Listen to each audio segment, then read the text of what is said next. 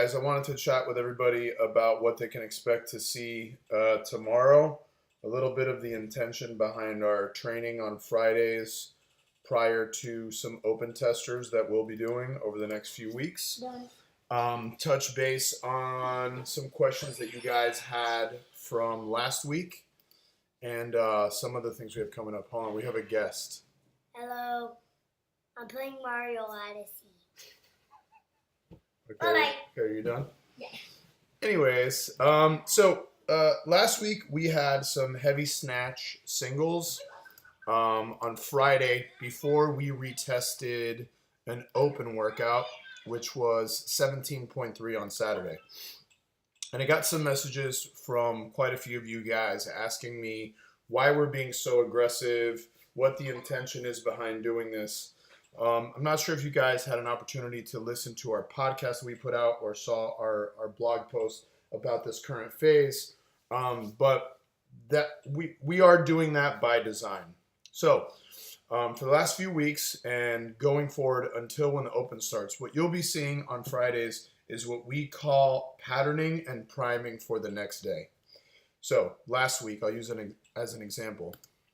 We did heavy snatch singles in a mixed piece with calories on the bike and some very low volume burpee box jump overs. Setting up patterning for the next day. Now, obviously, we're not going to do high volume chest to bar pull-ups on Friday if we're going to see them on Saturday. However, we can set up patterning in the snatch. Now, will we be doing that when the open starts? Absolutely not. So our intention right now, the concept right now, is to force you guys to thrive, force you outside of your comfort zone when the time counts. So, for example, that is suboptimal. We would never have you guys take heavy snatch singles on a Friday going into an open workout on a Saturday that have heavy snatch singles. However, right now in training, that is the intention. Again, put you in a situation forcing you to thrive even though it's suboptimal. I'll use tomorrow as an example. Tomorrow, we're retesting 17.4, which is a workout that has deadlifts, wall balls, calories on the rower, 55 handstand push-ups. Workout like this, it's way more challenging to set up patterning for because there's so many reps. Obviously, we don't want to... So many reps. How many reps? So many. Obviously, we don't want to do deadlifts today. That would not be a good idea. Deadlifts are way too taxing on the CNS. We don't want to take heavy deadlifts, but what we can do is make you guys sit on the rower for an extended piece. And if you saw in your secondary session today, that's exactly what we had.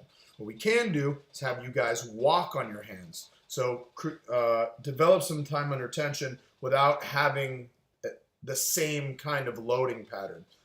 Pressing exercises are exercises that fatigue very quickly and are not repeatable. So,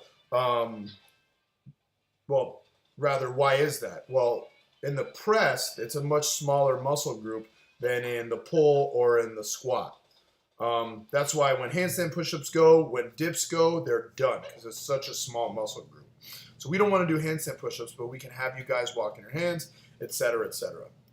This week is a less aggressive example. We started this phase being way more aggressive on Fridays, and we'll start to taper down when we get closer to the open, which is just a few weeks away.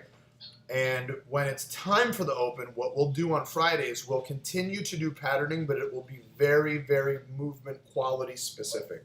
We'll have you guys repeat some of the movements, actually train some movements on Friday that you'll see on Saturday. But we won't do them in the same kind of fatigue state. So you can kind of look at that as somewhat of a taper. It wouldn't be a true taper because we're not going to be able to peak for the 5 weeks of the open, but we can definitely set people up for success from Friday going into the big open workout on Saturday, if that makes any sense to you guys. The second thing that I wanted to touch on, which we've been talking with a lot of people at the gym, and I don't feel like I get a chance to express that to everyone online, is rest in between sessions. Okay, right now, I cannot express to you guys how important that is. Cannot tell you how many times I see someone go from a piece like we had today, which was 5 rounds for time of 20 alternating pistols, 50-foot handstand walk, and 8-bar muscle-ups, resting for 45 minutes, and going into their secondary piece on the rower.